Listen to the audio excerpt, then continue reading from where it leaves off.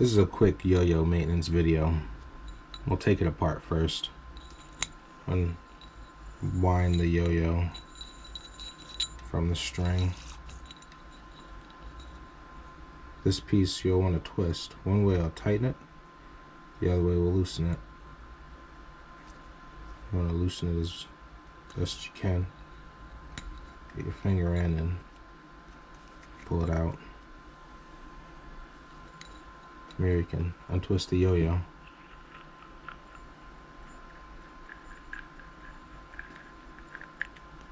Now we can see the inside of the yo-yo.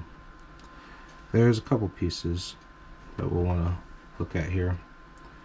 One is the axle and the bearing.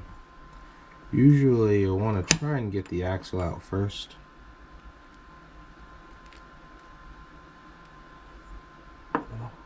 Twist the axle out. You may need to use pliers. I usually try and just get the axle out first. If you can't get the axle out first, tools like this help get the bearing out first. The bearing, and the reason why is because this has a hole for this piece, but it then also fits with inside of its running away bearing. So tools like this are also really good. So you can get the bearing out if you need to first. The bearing also should just fall out, but generally it doesn't. This tool was a couple bucks online. This is from Yoyo Factory.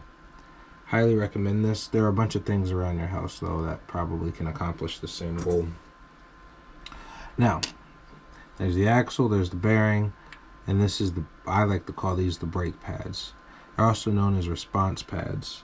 This was the first thing to wear out on my yo-yo for obvious reasons. This is my first yo-yo.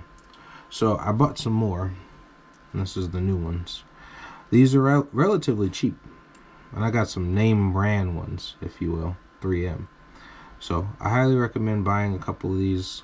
Again, only a couple bucks, and you can replace the response pads, or brake pads as I like to call them, in your yo-yo.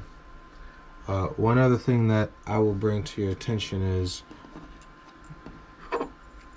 I've dropped my yo-yo quite a few times, and I highly suggest sanding the edges where you drop the yo-yo. This side didn't get dropped that often, it looks like, but this side, I'm pretty sure it's probably, yeah, she's right. I mean, you know, at the same time, I've removed more material from this side than this side, so it would seem to be potentially uneven, but it's actually even more uneven when you have just parts, divots inside of this. It also hurts when you catch it, so I highly recommend sanding it down so that you don't have to, you know, bleed every time you catch your yo-yo, unless you want to be metal. Anyhow, so we'll put this back together. Oh, one more thing I'll mention. For unresponsive yo-yos, you'll want to use thin yo-yo lube for your bearing. You don't really want to put lube on anything else. You just want to lube the bearing.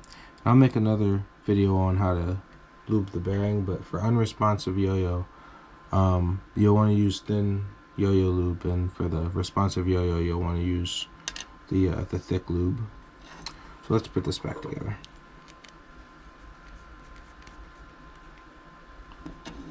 And put the bearing on.